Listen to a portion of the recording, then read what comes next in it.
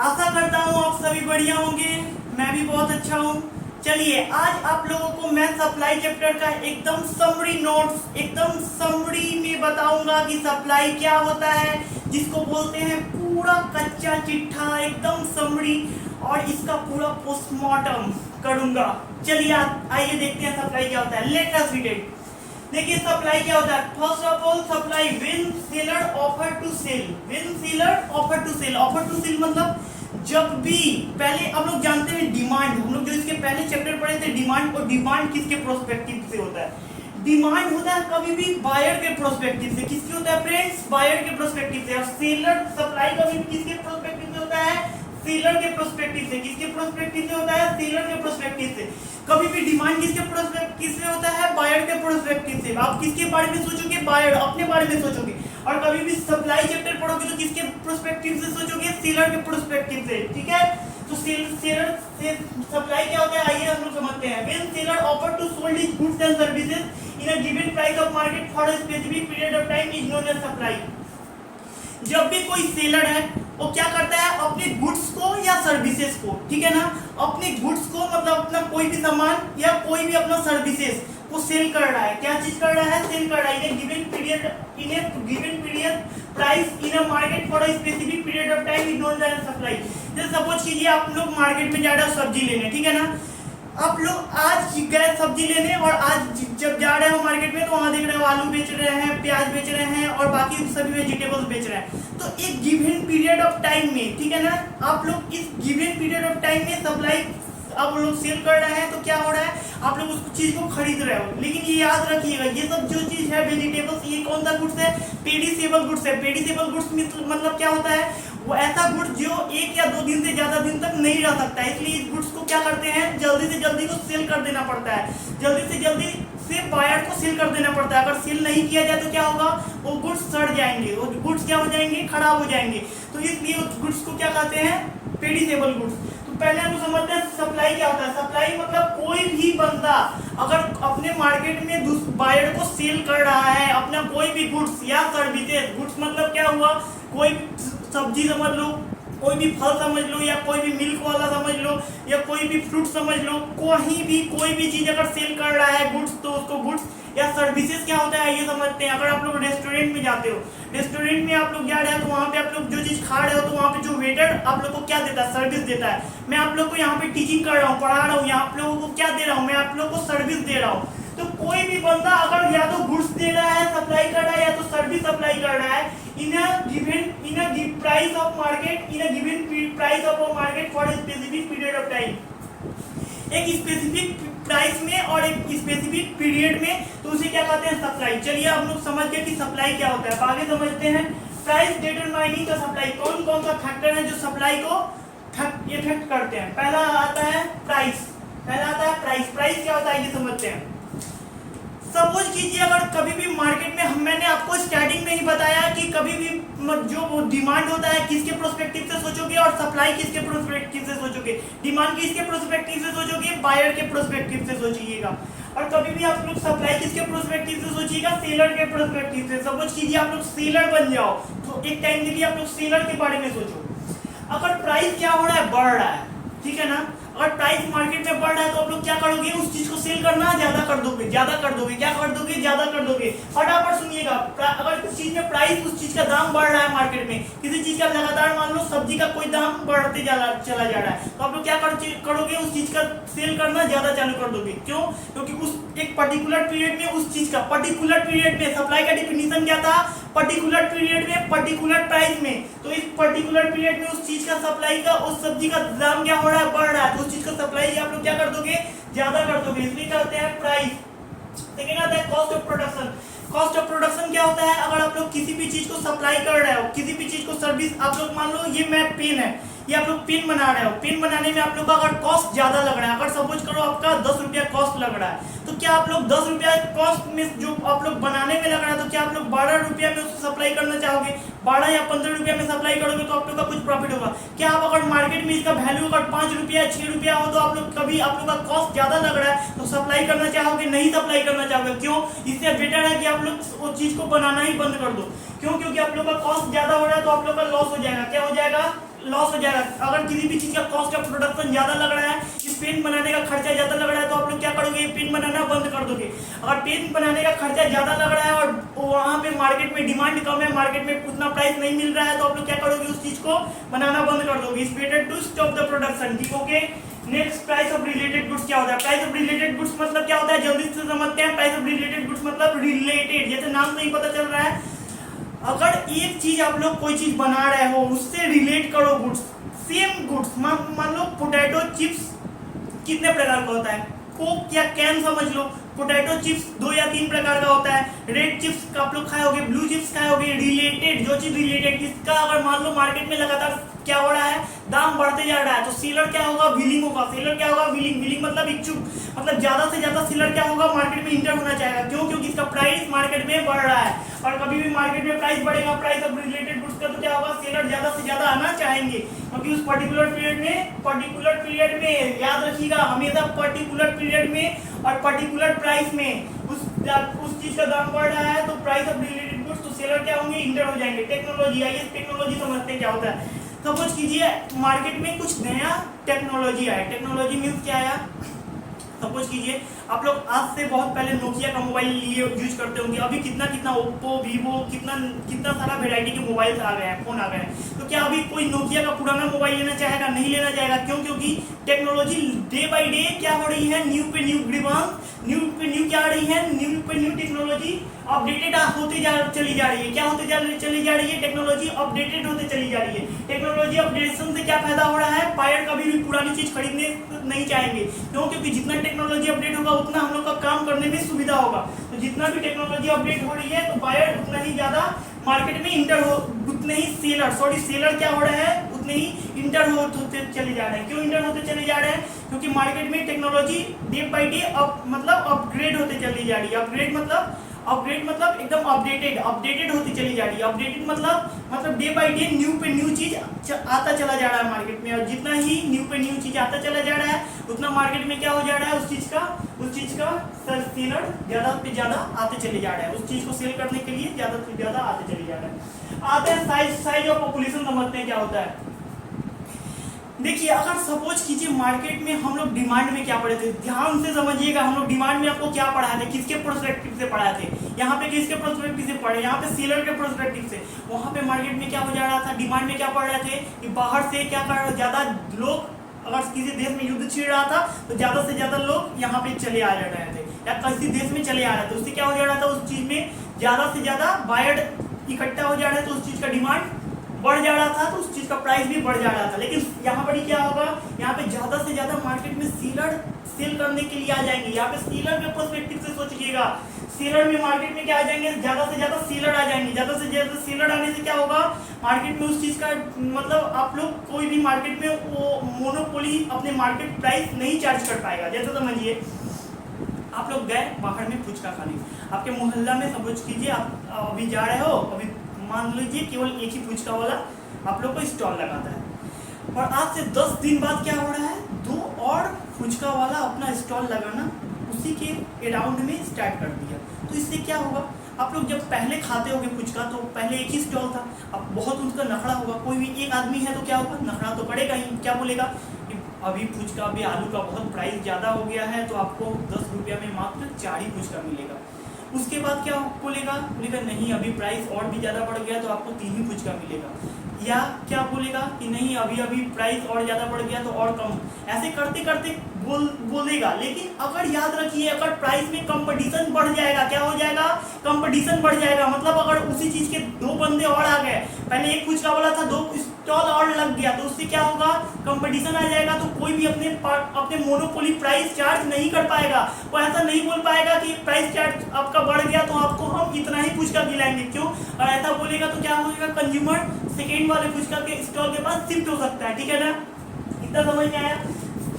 उसके बाद समझते हैं गवर्नमेंट पॉलिसी क्या होता है। Government policy, day by day government क्या करता है, न्यू बाय न्यू पॉलिसी लाते रहता है। न्यू बाय न्यू पॉलिसी लाने से क्या होता है, गवर्नमेंट अपडेटेड न्यू पॉलिसी आता है। जैसे जीएसटी रिटर्न समझ लीजिए, टीडीएस का कोई भी चीज न्यू पॉलिसी आने के चलते मतलब क्या इफेक्ट होगा, सप्लाई इफेक्ट होगा। क्योंकि पहले मान लो कुछ और चीज आप लोग यूज करते थे, गवर्नमेंट का पॉलिसी आया कि नहीं अब ये चीज बंद करो।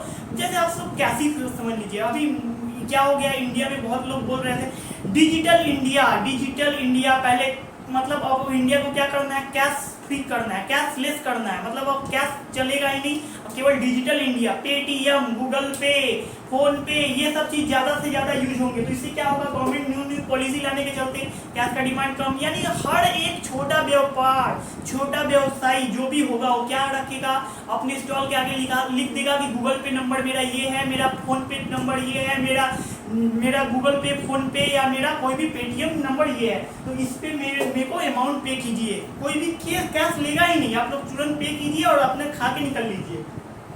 तो government policy day by day जितना ही चेंज होते चला जा रहा है, उससे क्या इफेक्ट हो रहा है, सप्लाई इफेक्ट हो रहा है, ठीक है ना। सप्लाई इफेक्ट हो रहा है, मतलब जितने भी गवर्नमेंट में न्यू पॉलिसी आ रहा है, सेलर उतना ही मार्केट में बढ़ते चले जा रहे हैं। क्यों, क्योंकि टेक्नोलॉजी न्यू अपडेटेड होती चली जा रही है। इससे सेलर को सुविधा हो रहा है कि मार्केट में न्यू फॉर्म और इंटर करे, उससे इजी हो जा रहा है सेलर को, ठीक है, सप्लाई करने में। अब हम लोग पढ़ते हैं इस चैप्टर का मेन चीज, law of supply. Law of supply किस पे डिपेंड करता है और क्या होता है। देखिए हम लोग लॉ ऑफ डिमांड में क्या पढ़े थे, लॉ ऑफ डिमांड में पढ़े थे if other thing remains constant. यहाँ भी हम लोग यही पढ़ेंगे, if other thing remains constant. और if other thing remain constant मतलब क्या हुआ, ceteris paribus। ceteris paribus means if other thing remain constant। if other thing remains constant मतलब क्या हुआ, cost of production will not change। cost of production मतलब उसका जो cost of production है, पेन बनाने का खर्चा, जैसे मैंने आप लोगों को बताया था, ये कभी भी बदलेगा नहीं। ये सब अब मतलब क्या है, constant means ceteris paribus। ceteris paribus ceteris paribus ceteris paribus means if other thing remain unchanged, cost of production will not change, price of related goods remain constant, technology will remain unchanged, size of population will not change। मतलब ये सब चीज को constant ही आप लोग को रखना है, तभी ये चीज आप लोग का लॉ ऑफ सप्लाई अप्लाई करेगा। क्या होता है लॉ ऑफ सप्लाई, चलिए समझते हैं। When price of the commodity increases, जब किसी चीज का प्राइस क्या होता है, बढ़ता है, तो क्या होता है, सप्लाई उस चीज का बढ़ेगा। क्यों बढ़ेगा, सेलर एज किसके प्रोस्पेक्टिव से सोचोगे, सेलर के प्रोस्पेक्टिव से क्या हो रहा है, प्राइस बढ़ेगा, तो आप उस चीज को क्या करोगे, और ज्यादा से ज्यादा सेल करना चाहोगे, ठीक है ना। और उस चीज का प्राइस बढ़ रहा है तो आप ज्यादा से ज्यादा चीज सेल करना चाहोगे। When price of the commodity decreases, जब उस चीज का प्राइस घटेगा तो आप लोग क्या ज्यादा से ज्यादा सेल करना चाहोगे, नहीं, उस चीज को क्या कर दोगे, स्टॉक रख लोगे, क्योंकि जब फिर से प्राइस बढ़े तो हम फिर से सेल करेंगे, ठीक है। इसको कहते हैं law of supply. When price of the commodity increases then supply also increases, when price of the commodity decreases then supply also decreases. It is known as law of supply. जब price बढ़ता है तो क्या होता है, price बढ़ने के चलते लॉ ऑफ सप्लाई इंक्रीज होता है, मतलब सप्लाई आप ज्यादा बढ़ाते हो, और अगर प्राइस घटता है तो सप्लाई कम करते हो, इसे कहते हैं लॉ ऑफ सप्लाई। लेकिन ये तभी अप्लाई करता है जब if other thing remain constant means ceteris paribus। जब ceteris paribus होता है तभी ये चीज अप्लाई करता है। ये समझते हैं नेक्स्ट टॉपिक, इसको टेबल के माध्यम से समझते हैं। सपोज कीजिए किसी चीज का प्राइस है 10 रुपया, 10 रुपया होने के चलते कितना सप्लाई हो रहा है, मार्केट में सप्लाई है 100। अगर किसी चीज का प्राइस अभी 10 रुपया है तो 100 रुपया 100 सप्लाई कर रहे हो, 100 जन आप सप्लाई कर रहे हो, 100 जन को मतलब 100 पीपल को सप्लाई दे रहे हो, ठीक है। 100 पीपल को क्या कर रहे हो, सप्लाई दे रहे हो। अगर इसका प्राइस बढ़ गया, 10 से क्या हो गया 20 हो गया, तो अब कितना आप लोग सप्लाई दे रहे हो, 200। 100 से सीधा बढ़ गया 100 बढ़ गया, 100 से 200 कर दिए। और अगर इसका प्राइस और बढ़ गया तो आप लोग सप्लाई और क्या कर दोगे, बढ़ा दोगे, कितना कर दिए 300। यानी देखिए जितना प्राइस क्या हो रहा है, इंक्रीज हो रहा है। प्राइस इंक्रीज होने के चलते क्या होता है, यहाँ पे क्वांटिटी डिमांड भी इंक्रीज कर रहा है। देखिए हम लोग डिमांड में क्या पढ़े थे, आप लोग को कुछ याद है, देखिए डिमांड में हम लोग पढ़े थे डिमांड और प्राइस के बीच क्या होता है, अगर प्राइस किसी चीज का बढ़ता है तो डिमांड क्या होता है, उस चीज का कम होता है। हम लोग कंज्यूमर पर्सपेक्टिव से सोचते हैं, so there is inverse relationship था प्राइस एंड क्वांटिटी डिमांडेड। लेकिन यहाँ पर ही कौन सा रिलेशनशिप है, यहाँ पर पॉजिटिव रिलेशनशिप है। पॉजिटिव मतलब एकदम अगर प्राइस भी बढ़ रहा है तो यहाँ पे क्वांटिटी डिमांडेड भी बढ़ रहा है, क्योंकि यहाँ पे किसके पर्सपेक्टिव से सोच रहे हैं हम लोग, सेलर के। सप्लाई कौन करता है, सेलर कर रहा है, तो यहाँ किसके पर्सपेक्टिव से सोचेंगे, सेलर के पर्सपेक्टिव से। तो when price of commodity increases then supply also increases. तो यहाँ पे क्या कर रहा है, अगर प्राइस बढ़ रहा है तो सप्लाई और ज्यादा हो रहा है, तो यहाँ पे पॉजिटिव रिलेशनशिप है, ठीक है। यहाँ पे हम लोग डायग्राम के माध्यम से समझे हैं 10, 20, 30। तो यहाँ पे 10 पहले 100 था, 100 से 200, 200 से 300। इसको हम लोग क्या कहते हैं फ्रेंड्स? इसको हम लोग कहते हैं सप्लाई शेड्यूल। क्या कहते हैं? Supply schedule. अब आते हैं सप्लाई कर्व किसे कहते हैं। देखिए सप्लाई कर्व किसे कहते हैं? Supply curve is a graphical representation.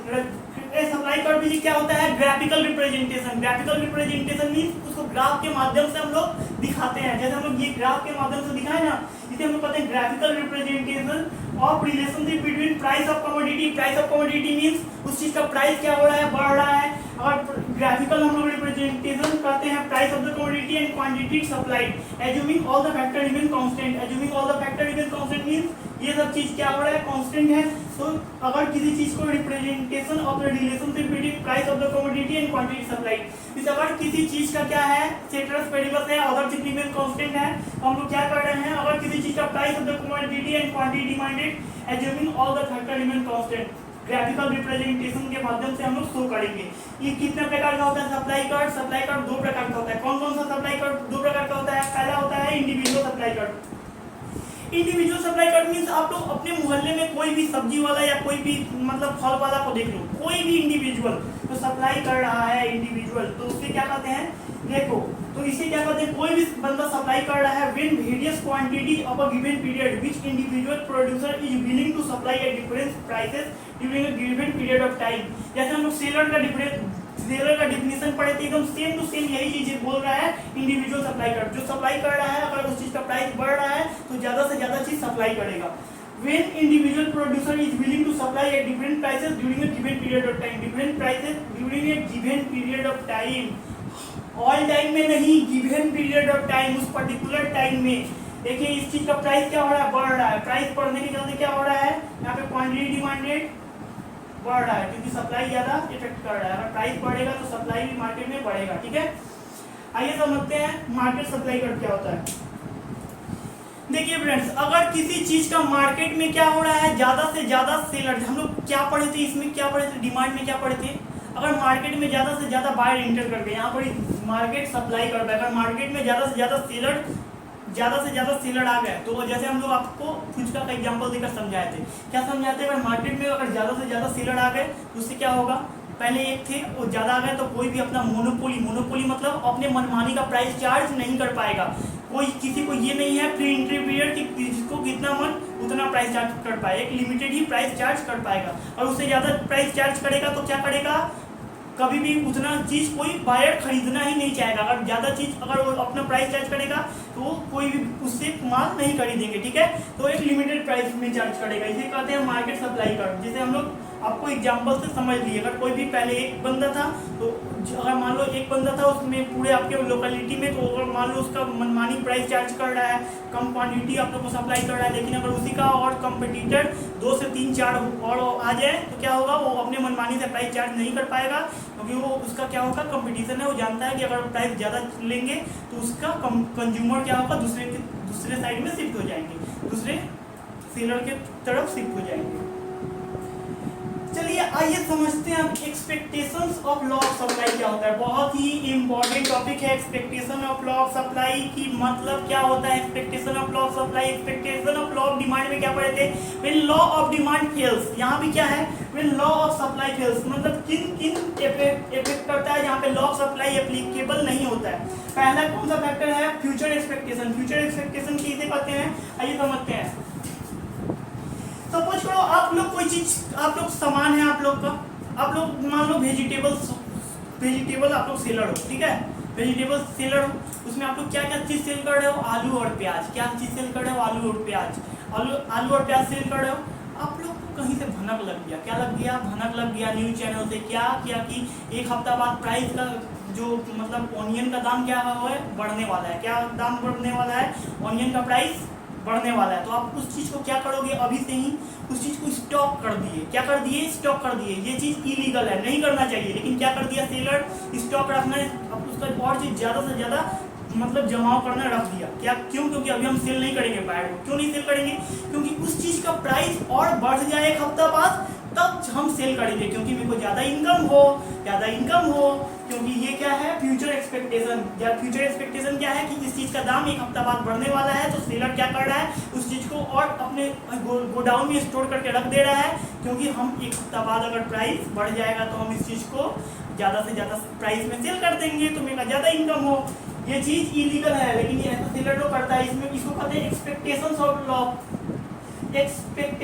Law of supply. मतलब क्या हुआ, exception of law of supply. Exception मतलब क्या होता है, यहाँ पे लॉ ऑफ सप्लाई फेल्स, जहाँ लॉ ऑफ सप्लाई मतलब फेल है। यहाँ सेकेंड पढ़ते हैं हम लोग पेरिसेबल गुड्स। पेरिसेबल गुड्स क्या होता है फ्रेंड्स, देखिए कोई भी अगर वेजिटेबल शॉप में अगर बेच रहा है, जैसे टोमेटो मतलब टमाटर बेच रहा है, और क्या क्या चीज बेच रहा है, कोई भी पेरिसेबल आइटम जैसे मिल्क, ठीक है, मिल्क टोमेटो या कोई भी ऐसा चीज जो चीज 1 या 2 दिन में सड़ जाएगा, तो इसका क्या है, सेलर का मजबूरी है, इसको चाह के भी अगर ज्यादा प्राइस चार्ज नहीं कर पाएगा। अगर ज्यादा प्राइस चार्ज करेगा तो क्या होगा, वो चीज सड़ जाएगा तो क्या करेगा, वो रख के क्या करेगा, कुछ नहीं, उसको फेंकना पड़ेगा।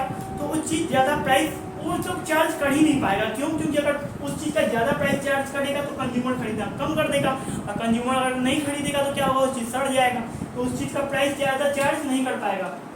आप लोग क्या क्या समझ लिए, फ्यूचर एक्सपेक्टेशन समझ लिए, पेरिसेबल गुड समझ लिए। अब समझते हैं disposal of old stocks. Disposal of old stocks मतलब क्या हुआ, ओल्ड स्टॉक्स को हम लोग क्या कर रहे हैं, हटा रहे हैं। क्या कर रहे हैं, हटा रहे हैं। यहाँ लॉ ऑफ सप्लाई क्या हो रहा है, फेल्स हो रहा है। ये सब वो चीज़ है, अभी न्यू टेक्नोलॉजी का जमाना है, न्यू चीज़ आते चला जा रहा है मार्केट में। आप लोग क्या, अगर न्यू टेक्नोलॉजी अपग्रेड मतलब जितना आते चला जा रहा है, इसके चलते आप लोग क्या, अपने एक सेलर हो, आप अपने मान लो आप लोग सेल कर रहे हो पुराना कोई चीज़ सामान, तो क्या आप लोग उस चीज़ को कोई खरीदने आएगा, क्योंकि न्यू टेक्नोलॉजी आते चला जा रहा है। उससे क्या हो रहा है, मार्केट में न्यू टेक्नोलॉजी आने के चलते काम करने में बहुत सुविधा मिल रहा है। तो आप लोग कोई भी चीज़ पुराना चीज़ नहीं खरीदना चाहेगा, पुराना मॉडल नहीं खरीदना चाहेगा। पुराना मॉडल खरीदने से उसको बहुत ही ज़्यादा सुविधा मतलब असुविधा होगा मतलब काम करने में असुविधा होगा, इसलिए पुराना मॉडल नहीं खरीदना चाहेगा। इसलिए इसको क्या कहते हैं, डिस्पोजल ऑफ ओल्ड स्टॉक। मतलब कोई भी सेलर क्या करेगा, अपना ओल्ड स्टॉक्स को जल्दी से जल्दी अपने कम प्राइस में मतलब सेलर क्या करता है, सेलर ज्यादा प्राइस, हम लोग क्या पढ़े सप्लाई में, सेलर के प्रोस्पेक्टिव से सेलर ज्यादा प्राइस चार्ज करेगा, लेकिन यहाँ पे क्या करेगा, कम प्राइस में भी वो चीज को स्टॉक को हटाना चाहेगा। क्यों, क्योंकि अपने गोडाउन में न्यू कलेक्शन मतलब अपडेटेड चीज ला सके, इसलिए क्या करेगा, उस चीज को अपने गोडाउन से ओल्ड स्टॉक को हटा सके। यहाँ पे लॉ ऑफ सप्लाई फेल्स होता है, इसलिए इसको क्या बोलते हैं, exceptions of law of supply. Next पढ़ते हैं हम लोग change in taste and preference. Suppose करो कि पहले मतलब बायर के प्रोस्पेक्ट, यहाँ पे देखो, अगर बायर पहले कुछ चीज मतलब समझ लीजिए कुछ एक ऐसा चीज है जिसको बायर खाना बहुत ज्यादा पसंद करते हैं, लेकिन अब उसको क्या हुआ, चेंज आ गया, बायर के मतलब टेस्ट में चेंज आ गया। अब बायर वो चीज़ कोई भी खाना पसंद नहीं करता, अब वो चीज़ कोई भी खाना पसंद नहीं करता, कंज्यूमर के मतलब टेस्ट में चेंज आ गया। पहले पुराना चीज़ है, बहुत पुराना आइटम है, आप वो चीज़ कोई चीज़ चलता नहीं, पसंद नहीं है, तो उसको चेंज करने से, जैसे आप लोग बहुत पहले देखे होंगे छोटा छोटा पैकेट में दूध आता था, या बहुत सारे छोटे छोटे कुरकुरे आते थे, 1-1 रुपया 2 रुपया, ये सब चीज़ अभी आना बंद हो गए, क्योंकि जितना अपग्रेड होते चला जा रहा है, जितना भी टेक्नोलॉजी मतलब न्यू आते चले जा रहे हैं, उतना ही ज़्यादा विकसित होते चला जा रहा है, न्यू चीज़ आते चला जा रहा है, कंज्यूमर के टेस्ट प्रेफरेंस में चेंज आते चला जा रहा है। तो क्या कर रहा है सेलर, उस चीज़ को जल्दी से पुराना स्टॉक्स को हटा दे रहा है। कंज्यूमर के टेस्ट एंड प्रेफरेंस में चेंज आने के चलते उस चीज़ को जल्दी से जल्दी सेलर कम दाम में भी हटा देना चाहेंगे, ठीक है।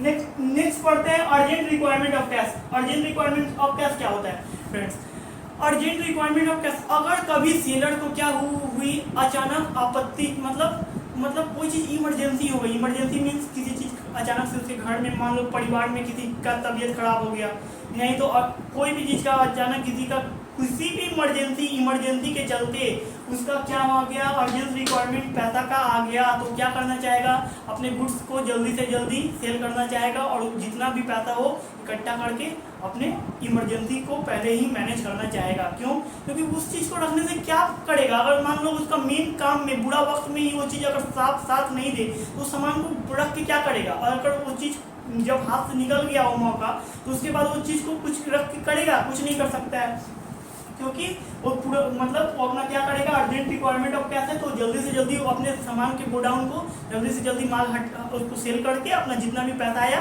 तो अपना मुसीबत के टाइम में वो क्या करेगा, अपना कैश का रिक्वायरमेंट कर लेगा। नेक्स्ट पढ़ते हैं natural effect of agriculture goods. Natural effect of agriculture goods आइए समझते हैं क्या है। जैसे देखिए यहाँ पे अभी एक 2 साल पहले क्या आया था, अम्फान आया था। अम्फान आने वाला था तो 1 हफ्ता 10 दिन पहले से ही अनाउंस हो गया था, 1 महीना पहले से ही कि अम्फान आने वाला है, बहुत भयानक तूफान आने वाला है। सब मछुआरों को समुद्र में जाने से मनाही कर दिया गया था। तो देखिए हम लोग ये सब चीज़ तो समझ गए, लेकिन क्या हुआ जब सेलर जो मतलब सेल करता है, वेजिटेबल सेल कर रहा है या कोई भी चीज़ जो पेरिसेबल गुड्स है, तो ये लोग अपने स्टॉक को क्या कर दिए, खरीद के रखे थे सेल करने के लिए। लेकिन अचानक से अगर जैसे मान लो 1 हफ्ता पहले जिसको पता चल रहा है कोई सेलर को कि ये सब आने वाला है, तो अब उस आइटम को क्या कर रहा है, जल्दी से जल्दी सेल करके हटाओ। अगर नहीं करेगा तो क्या होगा, वो चीज़ सड़ जाएगा। इतना भयंकर तूफान था अम्फान, जिसके चलते उसका वो चीज़ 2 से 3 दिन तक घर में रह ही नहीं सकता है। पेरिसेबल गुड्स जो मैक्सिमम 1 दिन तक चले, 1-2 दिन, उसके बाद वो चीज़ खराब हो जाए। तो क्या कर रहा है सेलर, कम भी दाम में। सेलर क्या चाहेगा, तो अगर उसको कम भी प्राइस मिले तो सेल करके निकल जाए मार्केट से, ठीक है। इसको कहते हैं perishable natural effect. Natural effect के चलते कोई भी सुनामी आ रहा है, कोई भी तूफान आ रहा है, कोई भी ऐसा चीज़ आ रहा है नेचुरल इफेक्ट जिसके चलते उसका एग्रीकल्चर इफेक्ट हो, तो उसको जल्दी से जल्दी मार्केट में सेल करके निकल जाना चाहेगा, ठीक है। ये हम लोग पढ़ दिए क्या, exceptions of law of supply. Exceptions of law of supply. अब हम लोग पढ़ते हैं expansion of supply and contraction of supply. Expansion of supply and contraction of supply क्या होता है, जैसे हम लोग पहले पढ़ चुके हैं। देखिए, when the price of the commodity increases, then quantity supplied also increases. When price of the commodity increases, then quantity supplied also increases. जब किसी चीज का प्राइस बढ़ता है तो उस चीज का क्वांटिटी सप्लाई क्या होगा, मार्केट में और बढ़ेगा। क्यों, क्योंकि सेलर है, उस चीज का प्राइस बढ़ रहा है तो उस चीज को और ज्यादा से ज्यादा सप्लाई करना चाहेगा। इसको कहते हैं expansion of law of supply. आइए समझते हैं contraction of law of supply क्या होता है। जब किसी चीज का प्राइस घटता है, जस्ट इसके ऑपोजिट जब किसी चीज का प्राइस क्या होता है, मार्केट में घटता है। मार्केट में प्राइस घटने के चलते क्या होता है, उस चीज का क्वांटिटी सप्लाइड भी घटता है। इसे कहते हैं कॉन्ट्रैक्शन ऑफ सप्लाई। ये हम लोग समझ लिए एक्सपेंशन ऑफ सप्लाई और कॉन्ट्रैक्शन ऑफ सप्लाई। और लास्ट टॉपिक एक है सप्लाई फंक्शन। देखिए हम लोग जो भी पढ़े थे citrus Paribas means if other thing remains constant. तो सेट्रस पेरिबस में कौन कौन सा फैक्टर था, क्यूएक्स। हम लोग इकोनॉमिक्स में किस चीज से डिनोट करते हैं, क्यूएक्स मतलब supply of the commodity. Next है पीएक्स मतलब price of the commodity. P मतलब प्राइस, क्यू मतलब quantity, supply of the commodity. C मतलब cost of production of the commodity. TX मतलब टेक्नोलॉजी ऑफ इट प्रोडक्शन, ठीक है। ये सब चीज है। तो क्यूएक्स हम लोग कैसे शो कर रहे हैं, Q X equal to P F मतलब फंक्शनल रिलेशनशिप। एफ मतलब क्या होता है, फंक्शनल रिलेशनशिप बिटवीन पीएक्स मतलब क्या हो गया आपका price of the commodity. CX मतलब कॉस्ट ऑफ प्रोडक्शन। पीएक्स मतलब price of the commodity. CX मतलब कॉस्ट ऑफ प्रोडक्शन और टीएक्स मतलब टेक्नोलॉजी ऑफ इट्स प्रोडक्शन। ये चीज पे क्या होता है, सेट्रस पेरिबस डिपेंड करता है। इसको कहते हैं सप्लाई फंक्शन। हम लोग जिसके चलते हम लोग सभी चीज सप्लाई का कवर कर लिए। सप्लाई क्या होता है, फैक्टर्स किस किस पे सप्लाई डिपेंडेंट करता है। लॉ ऑफ सप्लाई क्या होता है, इसको टेबल के माध्यम से समझे। सप्लाई कर्व क्या होता है, इंडिविजुअल सप्लाई कर्व क्या होता है, मार्केट सप्लाई कर्व क्या होता है, exception of law of supply क्या होता है, उसके पास expansion and contraction of law of expansion and contraction of supply क्या होता है। इसी के साथ हम लोग का सप्लाई चैप्टर खत्म होता है। देखिए आप लोग को तो बहुत इंपॉर्टेंट टॉपिक समझाने जा रहे हैं, ध्यान से समझिएगा। हम लोग डिमांड भी पढ़ लिए, सप्लाई पढ़ लिए। देखिए अगर मान लो मार्केट में डिमांड है, अगर किसी चीज़ का मार्केट में अगर ज़्यादा प्राइस चार्ज हो रहा है, एक बायर है और सेलर है, मार्केट में 2 पर्सन ही हो सकता है, एक बाय करने आया एक सेल करने आया। बाय करने आ रहा है वो क्या बोल रहा है, इस चीज़ का प्राइस हम 20 रुपया लेंगे। कितना लेंगे, 20 रुपया लेंगे। और कंज्यूमर क्या बोल रहा है, कंज्यूमर बोल रहा है इस चीज़ का प्राइस आप लोग 20 रुपया ले रहे हैं। अभी तो इस चीज़ का प्राइस मतलब 15 रुपया था, अब 20 रुपया क्यों चार्ज कर रहा है। तो वो बोलेगा नहीं अभी प्राइस आपका 15 था 2 दिन पहले, लेकिन अभी मतलब हम लोग का पोसा नहीं रहा है, प्राइस बढ़ गया है तो 20 रुपया ही हो चुका है, तो हम लोग 20 रुपया से कम नहीं करेंगे। तो कंज्यूमर क्या बोलेगा, नहीं हम तब अब नहीं लेंगे। अगर आप मुझे क्या करो, अगर 15 रुपया में देते हो तो मैं लूंगा, नहीं तो मैं नहीं लूंगा। सेलर क्या बोलेगा, नहीं अगर आप लोग को लास्ट दाम लगेगा, प्राइस लगेगा 18 रुपीज़, इससे कम नहीं हो सकता। तो कंज्यूमर मान जाएगा, बोला ठीक है 18 रुपीज़ में मुझे 2 किलो चावल दे दो या 2 किलो पल्स दे दो, कुछ भी चीज 18 रुपीज में, जहाँ पे सेलर एंड बायर दोनों ही राजी हो जाएंगे। सेलर एंड बायर दोनों ही राजी हो गए, जहाँ पे एग्री हो गया, seller and buyer both are agreed at which price 18, at the price of 18 where buyer and seller both are agreed to buy the commodity and seller will sell the commodity। इसको क्या बोलते हैं? Equilibrium. इसको क्या बोलते हैं? Equilibrium. Equilibrium मतलब क्या कहते हैं? यहाँ पे बायर एंड सेलर दोनों ही क्या हो रहा है? दोनों ही डिपेंड कर रहा है, बायर एंड सेलर दोनों राजी हो रहा है। मतलब बायर को भी कोई परेशानी नहीं है उस प्राइस में खरीदने में, और सेलर को भी कोई परेशानी नहीं है उस प्राइस में सेल करने में। इसको क्या कहते हैं? इक्विलिब्रियम। ठीक है, इसके साथ हम लोग का सप्लाई चैप्टर क्या होता है? पूरा कंप्लीट होता है।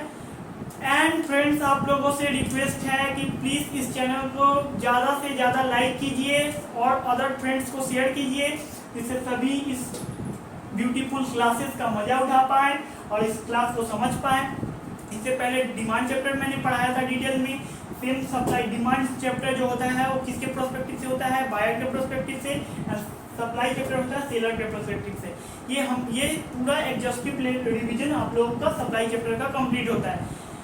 लोग से प्लीज फ्रेंड्स फिर से रिक्वेस्ट है, प्लीज इस चैनल को प्लीज ज़्यादा से ज़्यादा लाइक कीजिए, like share and subscribe. And अगर आप लोग को नोट्स चाहिए तो मेरे उस नंबर पे 7003153944 उस नंबर पे मैसेज कीजिएगा। आप लोग को लिंक इसमें शेयर कर दूंगा, उस पर मैसेज कीजिएगा, आप लोग को मिल जाएगा notes. Thank you so much friends, tata bye bye.